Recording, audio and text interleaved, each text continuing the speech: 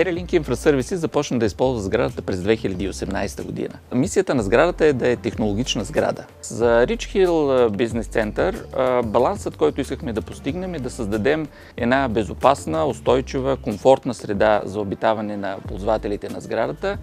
От друга страна, технологиите да спомогнат и за един успешен бизнес модел за изплащане на инвестицията. За да изпълним тези цели и да изпълним тази мисия на сградата, наистина историята премина през едно търсене на интегрирани решения, които да дадат възможността сградата да бъде използвана в бъдеще по различни и флексибилни начини. Системата Desigo CC напълно отговаряше на тези условия и смятам, че това е наистина предпоставка инвестицията да бъде изплатена във времето, защото тази интегрирана система отново тя дава тази възможност да следим правилното използване на сградата.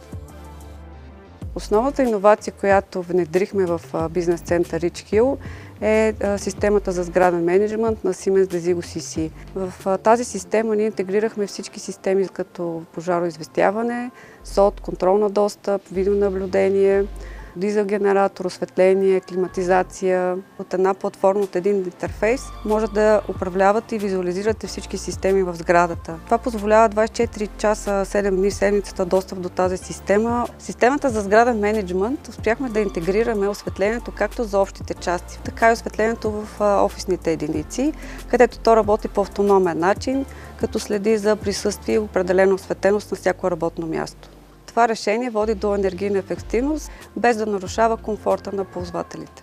С Desigo CC ние получихме една по-добра предвидимост на разходите за електроенергия и за поддръжка.